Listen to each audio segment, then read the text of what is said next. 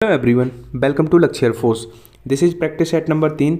As usual इस practice set में भी हम फिजिक्स के ऐसे क्वेश्चन डिस्कस करेंगे जो आपके upcoming navy, coast guard, double A, SSR और ग्रुप एक्स के एग्जाम में आने की हाई चांस रखते हैं।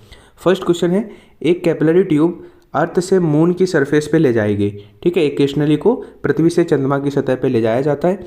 अगर पृथ्वी पर जो ग्रेविटेशनल एक्सेलरेशन है वो मून से 6 टाइम है, तो बताना है कैपिलरी ट्यूब में जो हाइट होगी, जो लिक्विड भरा होगा, वो किस हाइट तक चढ़ जाएगा। ठीक है, ऑप्शंस किस तरह से हैं कि 6 टाइम जितना अर्थ पे होगा उससे 6 गुना ज़्यादा चढ़ जाएगा कैपिलरी ट्यूब में लिक्विड जहाँ मून पे, या फिर 1/6 या फिर इक्वल उसके, या फिर 0 या फिर नहीं चढ़ेगा, उतना ही रहेगा। तो देखो, नो डाउट क्वेश्चन इजी है, लेकिन मैं आपसे कहता हूँ practice makes a man perfect. तो जो गलतियाँ आप एग्ज़ाम में कर सकते हो, यहाँ पे मैक्सिमम लड़का क्या करेगा, मैं कहता हूँ एग्ज़ाम प्रेशर में 80% लड़का क्या करता है कि 1/6 लगा के आ जाता है, क्योंकि उसको ये पता है, उसने इस तरह का एक क्वेश्चन बहुत प्रैक्टिस किया हुआ है कि मून पे ग्रेविटी 1/6 हो जाती है, तो उसको हर चीज़ 1/6 दिखती है, जो कि वो गलत कर देगा। क्योंकि क्वेश्चन आपको केयरफुली पढ़ना है। मैं आपको प्रैक्टिस सेट में ये भी चीज़ें सिखा रहा हूँ कि आपको किस तरह से एग्जाम को अप्रोच रखना है, आपकी अटेम्प्टिंग स्ट्रैटेजी क्या हो। आपने देखा कि यहाँ पे ये लाइन आपको कन्फ्यूज कर देगी, 6 गुना है, ये आपको अंडरस्टूड है। और ये यहाँ पे क्वेश्चन क्या है बेसिकली कि कितना वो चढ़ जाएगा। तो आपको ये पता है कि जो कैपिलरी ट्यूब की हाइट होती है वो ग्रेविटी के डायरेक्टली नहीं, इनडायरेक्टली प्रोपोर्शनल होती है। ऑब्वियसली अगर ग्रेविटी घटेगी तो हाइट बढ़ेगी। ठीक है, तो क्योंकि एक फॉर्मूला होता है RH ρg बराबर 2t cos थीटा, और ये चीज़ें मैं प्रीवियसली बहुत अच्छे से एक्सप्लेन कर चुका हूँ, आप पिछले वीडियोस देखते रहा करो। ठीक है, तो यहाँ पे अगर देखोगे तो जो कैपिलरी ट्यूब का हाइट है वो ग्रेविटी के इन्वर्सली प्रोपोर्शनल है। ग्रेविटी के इन्वर्सली अगर प्रोपोर्शनल है, अब आपको ये लाइन दी गई, अगर नहीं भी दी जाती तो मून पर ग्रेविटी 1/6 हो जाएगी, क्योंकि क्या है, गुरुत्वीय त्वरण चंद्रमा से 6 गुना किसका है, पृथ्वी का, यानी कि चंद्रमा का 1/6 हो जाएगा। तो अगर चंद्रमा पे ग्रेविटी 1/6 है और h जो है हाइट वो ग्रेविटी के इन्वर्सली प्रोपोर्शनल है, तो फिर ये 1/6 है तो ये 6 टाइम्स हो जाएगा, तो पृथ्वी की सतह का 6 गुना। क्वेश्चन की लैंग्वेज में बहुत ट्विस्ट है, तो आपको क्वेश्चन बहुत अच्छे से पढ़ना है। नो डाउट क्वेश्चन इजी था, लेकिन कभी कभी हमें क्वेश्चन को, अगर इजी क्वेश्चन है तो 2 सेकंड के लिए आपको वहाँ पे एक ब्रेक लेना है और उसको बहुत अच्छे से लैंग्वेज को पढ़ना है, फिर उसके बाद अटैम्प्ट करना है। आई होप आपको समझ में आ गया होगा कि जो कैपिलरी ट्यूब का हाइट रहेगा वो ग्रेविटी के इन्वर्सली प्रोपोर्शनल रहेगा। According to that A option will be right answer. Question है, कोई द्रव ठोस पृष्ठ को गीला नहीं करता, तब स्पर्श कोण क्या होगा। जब देखो, 2 कंडीशंस होती हैं, एक गीला कर देता है, एक नहीं करता है। अब तो उत्तल अवतल भी पूछे जाते हैं, तो थोड़ा आप विजुअलाइज करके समझ लो एक बार, फिर रट तो लेना ही है आपको। देखो, अगर आपका अवतल, यहाँ पे मान लो ये कांच है, ठीक है, ये कांच है जो, अब यहाँ पे अगर आपका अवतल, ठीक है, बन रहा होगा, तो अवतल के केस में क्या रहेगा, ये उसको गीला, क्योंकि एक स्पर्श रेखा अगर हम खींचेंगे तो एक इधर अंदर की तरफ खींचेंगे और एक इधर, तो ये एक्यूट एंगल बनेगा अवतल के केस में। कनकेव के केस में ये क्या कैसा बनेगा, आपको दिख रहा है, ऑब्वियसली एक्यूट है। अगर सिमिलरली ये लिक्विड है, ठीक है, यहाँ पे हम एक अनदर केस लेते हैं जहाँ पे अगर ये जो ये कांच की, ठीक है, रॉड है, अगर ये कन्वैक्स है, कॉन्वैक्स मेनिस्कस, कनकेव मेनिस्कस मैंने आपको पढ़ाए हैं पिछले क्लासेस में, तो यहाँ पे लिक्विड अगर ये कन्वैक्स है, तो अगर आप स्पर्श रेखा इसकी खींचोगे, एक अंदर की तरफ आएगी और एक इसके बाहर, ऑब्वियसली स्पर्श रेखा टेंजेंट इधर होगी, तो ये कैसा बन रहा है, ऑब्ट्यूस बन रहा है, जो कि पारा के केस में बनता है। ठीक है, तो यहाँ से विजुअलाइज करके, अगर आपके अवतल और उत्तल से पूछे जाते हैं तब भी अगर अवतल यानी कि कन्वैक्स मेनिस्कस है, तब वहाँ पे पारा होगा, मरकरी होगा, और वो गीला नहीं करेगा, डज नॉट वेट। और अगर वो अवतल है, कनकेव मेनिस्कस है, देन वो गीला कर देगा और एक्यूट एंगल बनेगा, 90 से कम बनेगा। मैंने विजुअलाइज करके आपको बता दिए। अब इसमें गीला नहीं कर रहा है तो फिर 90 से बड़ा ऑब्ट्यूस एंगल बनेगा।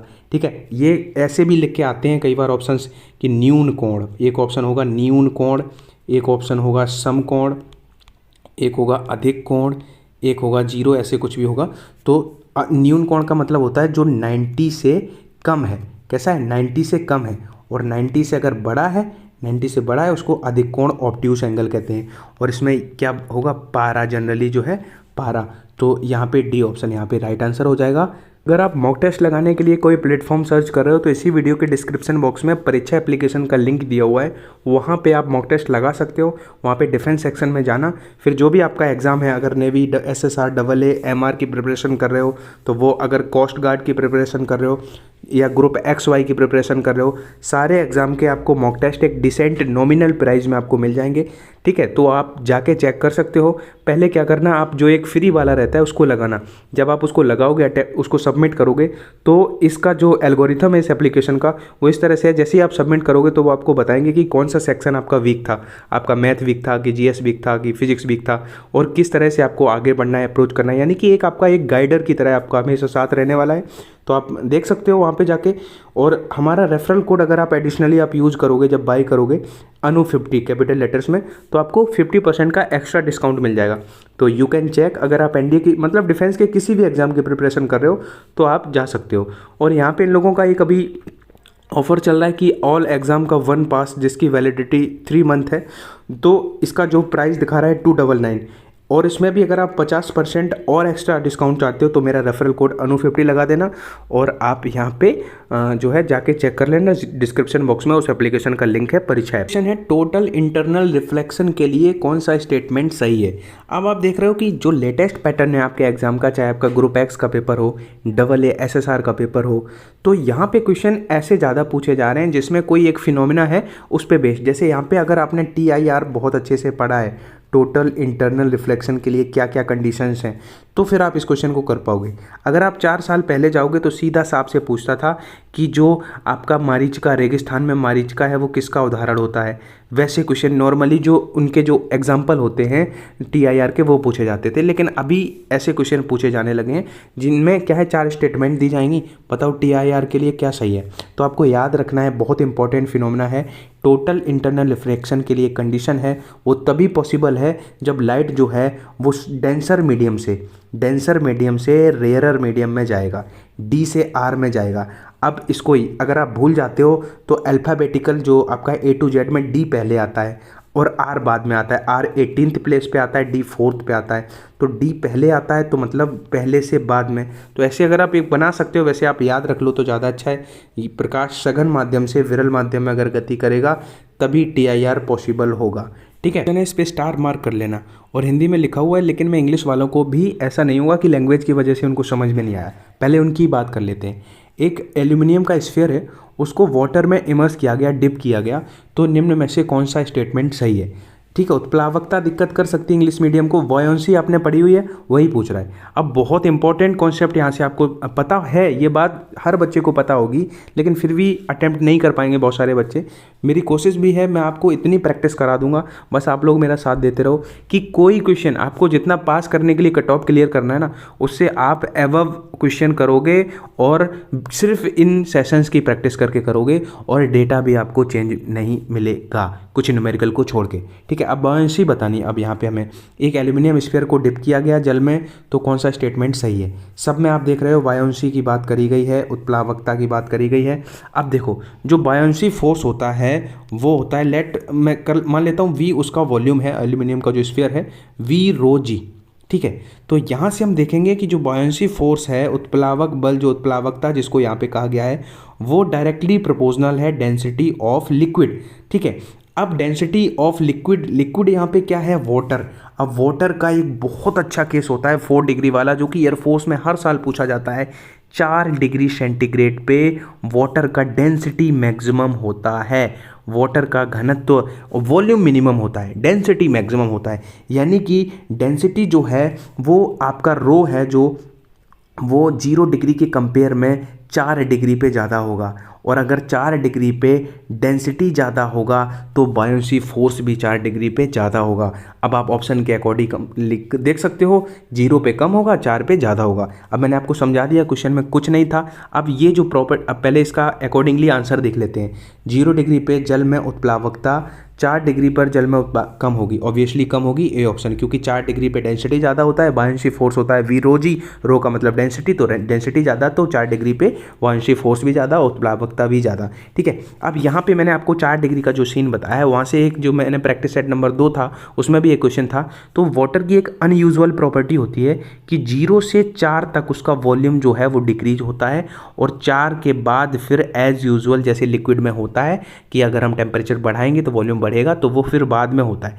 तो एक क्वेश्चन था 0 से 10 का, बढ़ेगा कि घटेगा, कि पहले बढ़ेगा फिर घटेगा, पहले घटेगा फिर बढ़ेगा, तो वो ऐसे ही था, क्योंकि 0 से 4 तक तो वॉल्यूम घटता है, उसके बाद बढ़ता है, और डेंसिटी 4 पे मैक्सिमम होता है। केवल ये क्वेश्चन में एग्जामिनर यही जानना चाहता था whether you know or not कि density of water is maximum at 4 degree centigrade. Question है which of the following is not possible in acyclic process, चक्रीय प्रक्रम में क्या संभव नहीं है। तो कह रहा है कि निकाय द्वारा, देखो मैं इंग्लिश वालों को बता दूं, work done by the system is positive, ये कह रहा है work done by the system. ठीक है, यहाँ पे कह रहा है कि निकाय को प्रदत्त, मतलब उसको जो दी गई हीट होती है, ठीक है, निकाय को सिस्टम को जो हीट देते हैं वो ऑलवेज पॉजिटिव होती है। थर्ड ऑप्शन है work done on the system, निकाय पर, ये बाई था ये ऑन है, निकाय पर किया गया कार्य धनात्मक होता है, या सिस्टम से जो हीट निष्कासित होती है, मतलब निकलती है, वो निगेटिव होती है। ये इंग्लिश वालों के लिए था। तो देखो यहाँ पे इंपॉर्टेंट क्वेश्चन है, और ये जो क्वेश्चन मैं इस प्रैक्टिस सेट में ले रहा हूँ, ये आपके या तो एग्ज़ाम में या किसी भी एग्ज़ाम में जिसमें फिजिक्स पूछी जाती है आपके लेवल की, उस एग्ज़ाम में आए हुए क्वेश्चन है। मतलब ये सारे ही क्वेश्चन प्रीवियस ईयर क्वेश्चन हैं वेरियस कॉम्पिटिटिव एग्जाम के, तो इन क्वेश्चन पे आप रिलाई हो सकते हो। ये क्वेश्चन ऐसे हैं जिनका डेटा भी चेंज नहीं होगा, मैं आपको बता रहा हूँ, पिछले सेशन में जो बच्चे पढ़ के गए हैं उनसे आप कंसल्ट कर सकते हो कि आपको पेपर में हेल्प हुई थी कि नहीं हुई थी, उसके बाद आप ट्रस्ट करो। लेकिन एक बार ट्रस्ट हो जाए ना तो फिर इन पर पूरा मतलब आप जहाँ से प्रैक्टिस कर रहे हो, पढ़ रहे हो, पढ़ते रहो, लेकिन एडिशनली इन वीडियोज़ को जरूर देखते रहो। लक्ष्य एयरफोर्स के प्लेलिस्ट से 1-2 वीडियो रोज़ देखते रहोगे तो आपका कॉन्फिडेंस बूस्ट होता रहेगा, और आप प्रीवियस ईयर क्वेश्चन का एक टच ले पाओगे कि कैसे क्वेश्चन एग्जामिनर पूछता है, चाहे वो एयरफोर्स हो या फिर नेवी हो। अब देखो work done by the system, अब वो तो इट कैन बी नेगेटिव और पॉजिटिव। अगर हम पीवी ग्राफ ले लें यहाँ पे, तो अगर साइकिल जो है वो आपका क्लॉकवाइज है तो आपको पता है पॉजिटिव वर्क डन होगा, और अगर यहाँ पे जो साइकिल है वो आपका एंटी क्लॉकवाइज है, कैसा है, एंटी क्लॉकवाइज है, देन नेगेटिव, तो वर्क डन तो हमारा पॉजिटिव भी हो सकता है, नेगेटिव भी हो सकता है बाय द सिस्टम। तो निकाय तो हमारा पॉजिटिव काम भी कर सकता है, नेगेटिव, तो ये तो हमारा सही हो गया, लेकिन हमें बताना था जो पॉसिबल नहीं है। दूसरा कह रहा है कि उस सिस्टम को जो हीट देंगे तो वो पॉजिटिव होगी। हाँ, ऑलवेज याद रखना कि जो सिस्टम को हम हीट देंगे, वो जो हीट देंगे वो पॉजिटिव होगी, और जो सिस्टम से निकलेगी वो नेगेटिव होगी। तो अब ये भी सही हो गया और ये भी सही हो गया, क्योंकि निकाय से निकली जो है वो ऋणात्मक होती है, तो हमारा ऑब्वियसली सी हो गया। लेकिन अब आप याद रखना कि निकाय पर, यानी कि work done on the system is always negative. इस फैक्ट को, इस स्टेटमेंट को आपको क्या करना है, ये यहाँ पे गलत लिखा हुआ है, इन्होंने पॉजिटिव कह दिया, लेकिन work done by the system अगर होता तब तो पॉजिटिव सही था, लेकिन निकाय पर जो किया गया कार्य होता है वो कैसा होता है, that is always negative. Next question है, एक पर्सन जो है वो वर्टिकली बॉल्स को क्या करता है, एक एक करके इक्वल स्पीड से 2 सेकंड के इंटरवल पे फेंकता है। पहले क्वेश्चन को अच्छे से समझ लेना, ठीक है। एक पर्सन क्या करता है, ऊर्ध्वाधर यानी कि ऊपर की तरफ वर्टिकली कुछ गेंदों को एक एक करके इक्वल स्पीड से 2 सेकंड के अंतराल पे फेंकता है, ठीक है। तो फेंकने की वह गति क्या होगी, वो स्पीड क्या होगी उस बॉल की, सो दैट आसमान में, मतलब एक ही समय पे साइमल्टेनियसली 2 से अधिक गेंदें हों, ठीक है, मोर देन 2 बॉल्स वहाँ पे हों। तो इसके लिए क्या करना पड़ेगा, अब देखो ये क्वेश्चन आपको, आप एक बात बताओ, अगर ऊपर की तरफ फेंकोगे तो एक पॉइंट ऐसा आएगा ऊपर पे जहाँ पे उसका v जो है वो 0 हो जाएगा, ठीक है। u एक इनिशियल वेलोसिटी है, पूछा गया है वो किस स्पीड से फेंकें। तो अब सिंस क्योंकि ऊपर की तरफ फेंक रहे हैं तो g जो है वो नेगेटिव काम करेगा, तो v बराबर u plus A T, you plus G T नहीं, क्या होगा, u माइनस जी टी होगा। इतना तो सबको पता है, u माइनस जी टी होगा, क्योंकि ऊपर की तरफ फेंक रहे हैं तो g नेगेटिव रखेंगे। तो यहाँ से ऊपर जाके वो v 0 होना है, v अगर 0 होना है तो हम u बराबर जी टी लिख सकते हैं। अब यहाँ पे यहाँ पे एक बात समझनी है कि 2 सेकंड का इंटरवल है, इसको दो तरीके से कर सकते हैं। यहाँ तो आप सीधा यहाँ पे टी का मान 2 रख दो, जी का मान 9.8 रखते हैं जब क्वेश्चन में गिवन नहीं होता है।